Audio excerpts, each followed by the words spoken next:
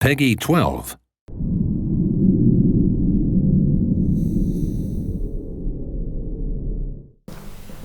Welcome, heroes, to this combat demo of Might and Magic Heroes 6. I'm Noémie Verpeau, your community developer, and I'm going to explain how combat is handled in Heroes 6. Just a quick disclaimer. What you are seeing here comes from an alpha version of the game, so there are still a couple of bugs and placeholders here and there. Now let's see what's on the screen.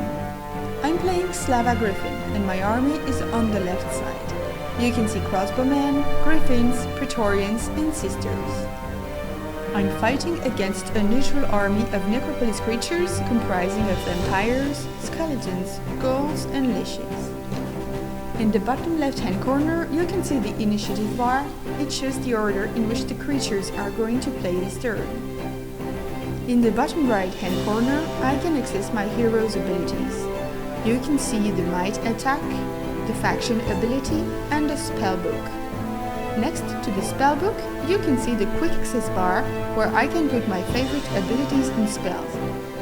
Now let's start the battle! Vampires are fast creatures, so they go first.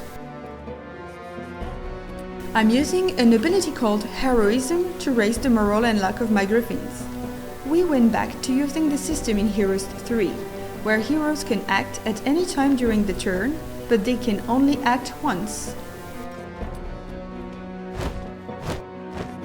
The first time it is attacked during a turn, a unit can retaliate. And creatures, such as the Griffin, can even retaliate more than once. As usual in Heroes, the vampire drains the life of his enemies when attacking or retaliating. As the ghoul has good luck, it can make a critical hit. Action cameras are triggered by critical hits. You can deactivate them if you wish.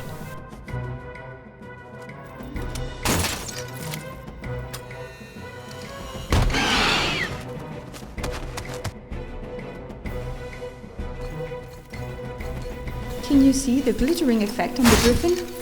That's because I have moved my Praetorian next to it. The Praetorian is able to shield other creatures, thus absorbing part of the damage they receive. The Sisters of Hellwrath are support units, so their main purpose is not to fight the enemy directly. Here, my sisters are healing the Griffins. They can also resurrect fallen units as long as the stack itself hasn't been destroyed.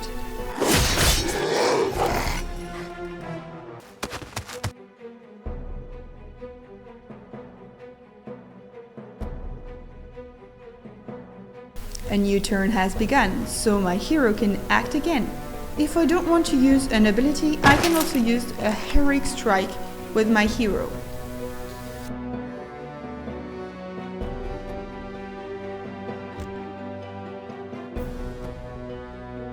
Of course, it is also possible to defend and wait if you don't want your unit to attack. All Heroes fans will have recognized the golden bird above the Griffin, which means morale is high. So the Griffin will act twice this turn. This can turn the tide of the battle, for instance, allowing the Griffins to kill the last vampire.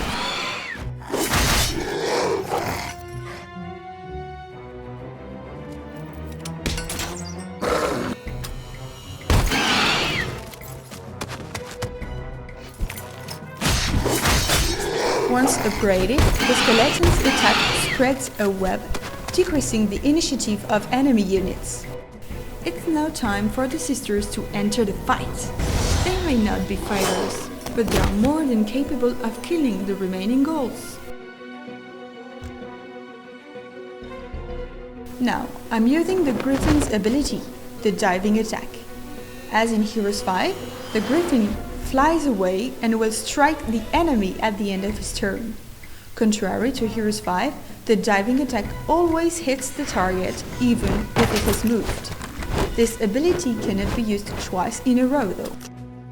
Because I still have good morale, my Praetorian can act twice, so he will be able to reach the skeleton and the leash.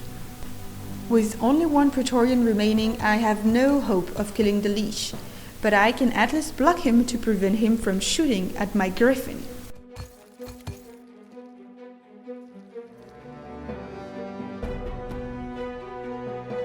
Time for my hero to destroy this sack of bones.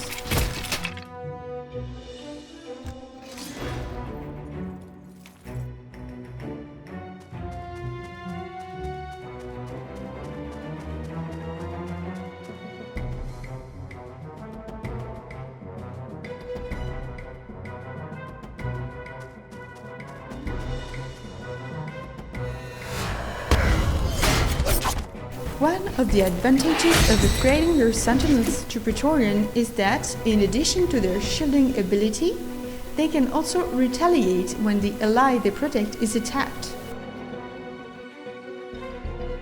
Thanks to high luck, the Griffin makes a critical hit. The leash will go out in style. Victory is mine! I hope you enjoyed this combat video.